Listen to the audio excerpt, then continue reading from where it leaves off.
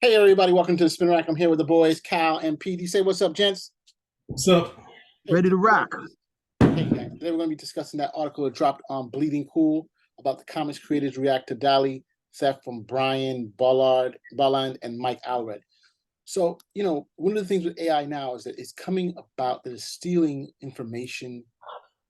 It's not really that the information that they're getting is unique and free. Basically, it's just copying stuff off the web and utilizing it in different ways. So a lot of the artists are like, hey, this is not cool. So take a look at this. For example, here's images of Batman. This was done in 5 minutes, according to Amir Rishi, AI company. He said he was able to create a comic here, 4 panels, boom, boom, boom. Batman like, and you're like, wow. I mean, who said wow? I'm saying wow. Why would you say wow? I'm like, but look at how it is. You have work, the guys are saying it's like with images that clearly use the works of Mike Allred, Brian Bolland, Kevin Nolan, and Lee Bermejo, and Charles Burns. I mean, look at the Joker. Yeah, I mean, you're like, wow, it is plagiarism.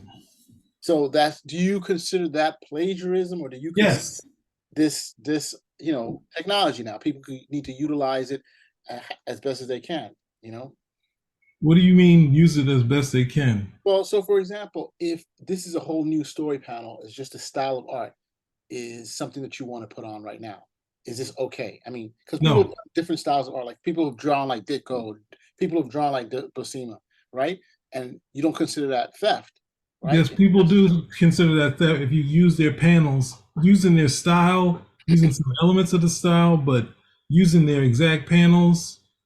Like, come on, with some slight variation, you can't, as far as you using it sparingly, that's how people would be okay with it. But if you use it for storytelling, then you're basically saying you're not creating a comic book, you're just putting a whole bunch of images together from other pieces. But the difference would be if Rob Liefeld would do this, it would all be in Liefeld style using other people's panels.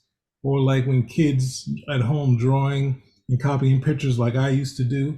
You copy pictures that other artists did, but if you don't consider yourself an artist, that's something you go to your mother and say, hey, look what I did. And they say, great, and patted you on the head. And then they send you back into the room and tell you to keep trying, So, in my opinion. In your humble opinion, as you say. So what about you, Cal? What's your take on this? Is this something that you think is legit? Do you think this is something that, or hey, it's free expression, as long as you have your own story, you can use, these styles as best as you want. I'm not sure what you're saying. I don't like it. You don't like it. I mean, and so look, I mean, this is again Bleeding Cool. Some of the artists have said some stuff, Ramon Villalobos said, I can't, this is a family channel, I can't use the word. This blank is a mess. They can see the word. You can spell it for them instead. Sorry. Yeah. Good going, family man.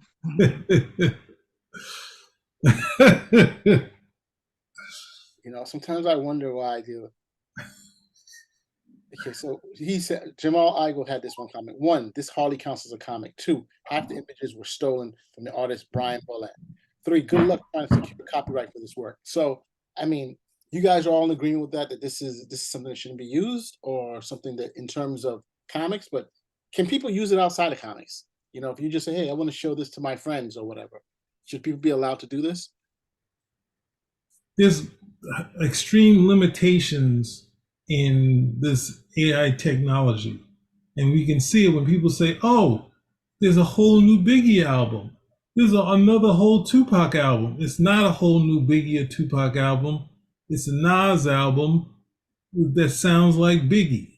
So the AI isn't creating new lyrics, new things so you can buy a Biggie album. You're listening to, Illmatic with Biggie's voice, which sounds like a less confident Biggie doing that voice. So it's like, the way they're utilizing it is recreational, and maybe later that at some point it'll be in such a way, but we're overhyping.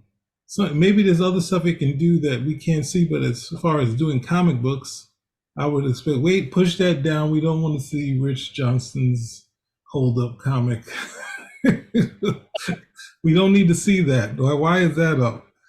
But come on, we're going down to the more ads, but I No, just don't think it's you have more stuff. Watchmen. Come on, this is the comics they're making. I'm just saying that there you can Is do. this ads? These are the These are not comics. ads. These are comics that can be made using the Dolly. That's what he's trying to say. Dolly can understand the Rich Johnson Avengers full. So it could say, I want a comic in the style of Ditko or the style of whoever, Jamal Igle. And then it could do that particular style.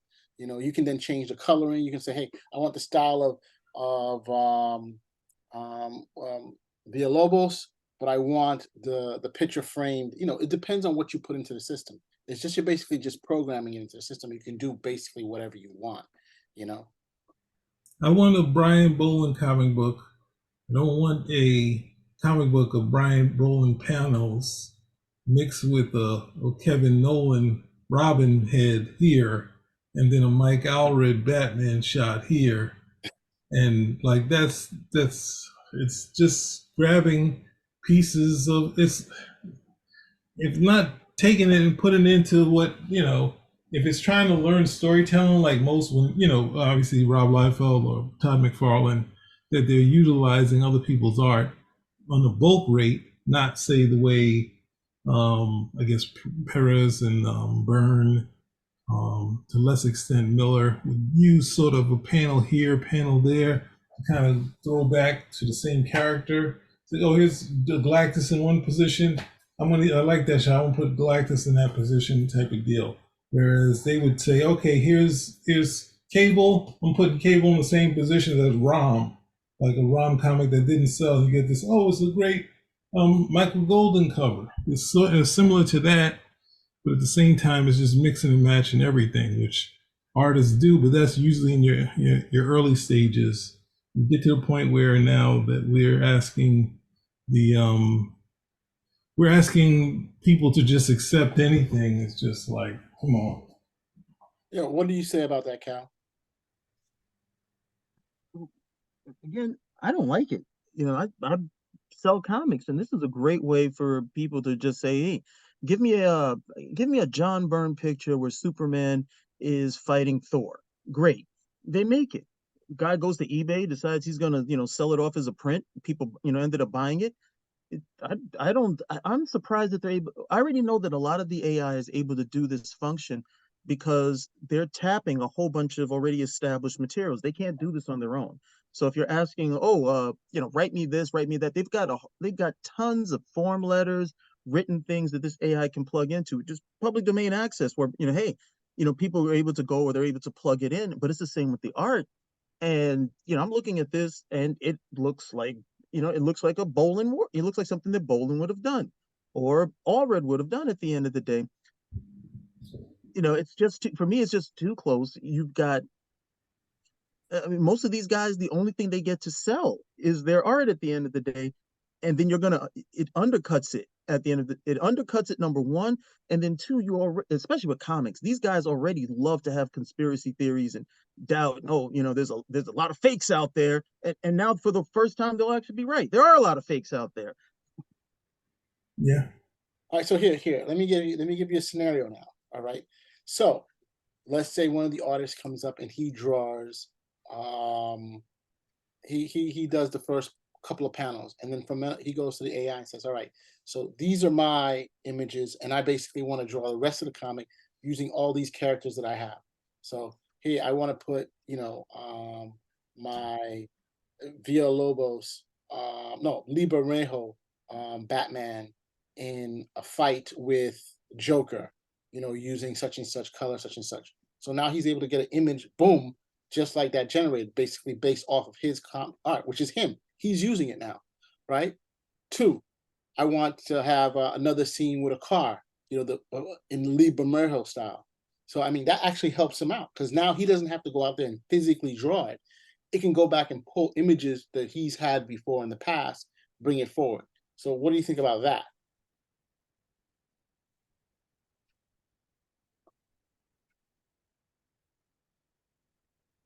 Is it cheating? Is it something that can be done? You're asking me or you're asking Petey? I'm asking both of you. It's out there. So I mean, I'm just trying to say, let's take it to the next step. Let's say others can't use it, right? Because it's grabbing people's stuff. But then you're going to say, hey, the artist, why can't then the artist say, hey, all right, why don't I just use it for me? You know, instead No, of me you having to can't. go physically draw it. No, I can, because you can't have it both ways, and the artist would understand that as well. Artists a lot of times will have to they may need visuals, so they'll get pictures of the Empire State Building. Okay, that's fine. But the whole idea is, oh well, I'm gonna come over here and just for my own particular reference, I'll do it, but nobody else. Come on, that's just too cute by half and completely disingenuous. If you want to keep the validity of artwork, okay, and the integrity of it as well. You can't do it, period. And most of the good artists don't need to do this. I mean, because a lot of the art I've seen recently is like so much some computer aided stuff that they're doing at the end of the day to the point it looks like a slick Barbie doll. But then you see something of this, and I mean, with the exception of they're not actually getting paid for it, it's like outright theft. Because So this would be like if you went to somebody's house and you found like a stack of pages and you're like, hey, wait a minute, this is all Brian Bolland's work. Where'd you get this? Hey, this is that thing that was supposed to be donated to the Superman Museum that I heard about. Hey, I'm turning you in. so it's similar to doing that, and at the same time, it's similar to like, you find a report someone else did, and you just basically put your name on top of it and hand it in. Now, using your scenario, say someone like what's the name? You take someone like Byrne and you put all anatomy and perspective into the AI. Then you take all the Byrne comic books and you put there. We assume that it's going to take it and then actually possibly learn to even remove all of any flaws Byrne has in his work.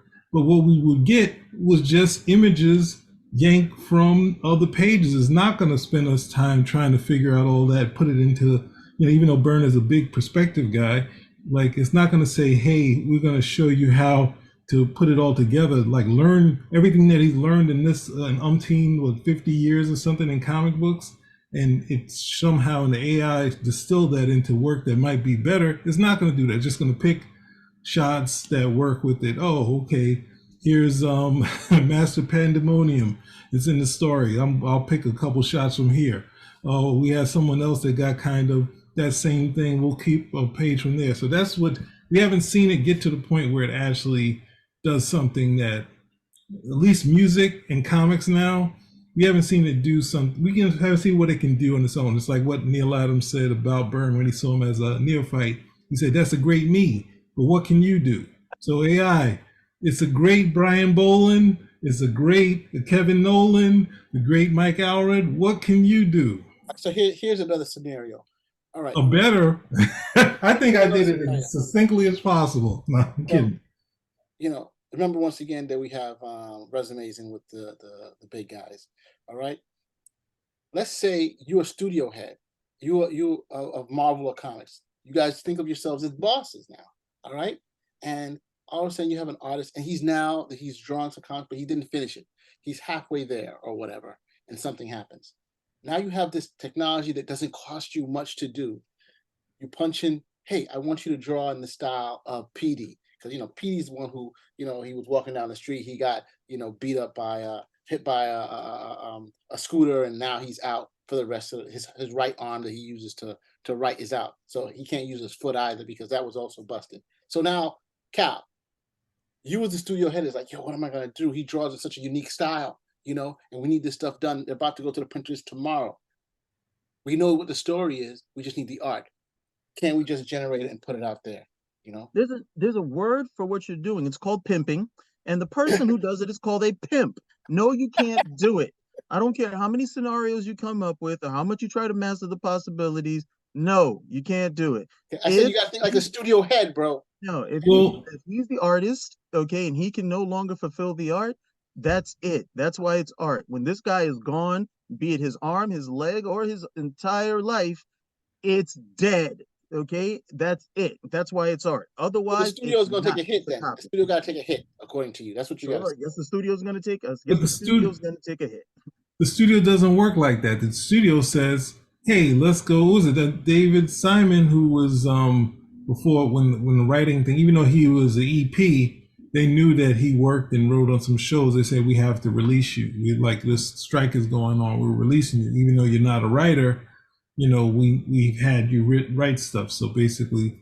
You know, not this. We're letting you go, kind of like fire. So they recently let me go. He said, but while I was there, people were coming to me saying, "Hey, why don't you just write the whole season?" Type of deal. They're going to do that before I get hit by a bus or car. They're going to say, "I'm coming into the room. I got the thing," and they're like, No, "You know what?" it's just the art. We're just waiting for the art to get done, and we know they write the story, and then They would replace the person. They would try to use that beforehand. That's what this whole fight is. To be like, hey, we can use shots from old shots. We can sandwich them in and put new heads on them. That's what's been going on. They know basically copying and pasting is what it can do well, and that's what they've been trying to do in film, and that's what people have been fighting for. To say, hey, if you're going to use my likeness, and I haven't signed away my likeness, then you had to pay me, you know, while I use it. Now, if you're an extra, it's, you know, it's basically kind of flat, but at the same time, once you start taking them and using them somewhere else, then it says, hey, you got to do something for people else. It's just like, all right, we got a crowd here for Moses. We're going to keep using the crowd here for Moses for my civil rights movie. It's like, wait a second, doesn't that say no? The AI fixed it, so it looks like a regular sort of people. And we're gonna take that same crowd, we're gonna put it into people at the Capitol building, and that let the AI kind of, you know, just sort of, oh, we got the people walking during the next presidential thing. We added the same people from that sort of thing, and that's what they're trying to stop. Instead of people kind of being gung ho like Timberland about music, hey, this guy, and then you listen, it's like, this is just, it's just whatever your favorite album is with Biggie lyrics. They haven't done anything to figure out how to rhyme, how to come up with lyrics like how Biggie would. Yeah, I think we're digressing. You're supposed to be looking at as if you're a studio head. You're a comic book company head, Cebulski or something like that. And the benefits of this would do to you. I mean, because basically you own it all. I know in the Bleeding Root, in the Bleeding Cool article, it basically says the studios, it may not be something that benefits them because they like to own everything. But we all know that the studio is going to say, hey, if you can cut out the middleman, first of all, the writers are not unionized, right? Neither are the artists. Am I correct? Well, if my issue is that the people are going to look at that book, I'm putting that book down. People won't know the difference. I guarantee you, if you say do it in the style of Ditko, people are It's not in the style. It's the same shots. All right, so look, Cal, you agree, disagree? Let's just call it up. Hands in the air. Did I already say I don't see no hands. I guess your vote don't. I already said I disagree 3 different times. You know we're burning daylight, and you want to keep digging for gold with the plastic spoon. It's over. It's over. Right, the consensus is there. You can't do this stuff. All right. We just told you. These guys, it's not creating new artwork. It's using the already established shots. Stuff that they've already done. You know what we call that? We call that plagiarism. You know what we call that when we work somebody and we give them almost nothing? It's called pimping. Okay? And when you don't get anything, it's called slavery. So that's what you're over here promoting. So let's enough with your indentured servitude talk, and let's move on. Petey, you agree with that? I agree with Cal, not you. Right, so then, so let's carry this right out. I'll give a brief synopsis. No brief synopsis. You're gonna say goodbye. This is a good thing to look into. No. Out.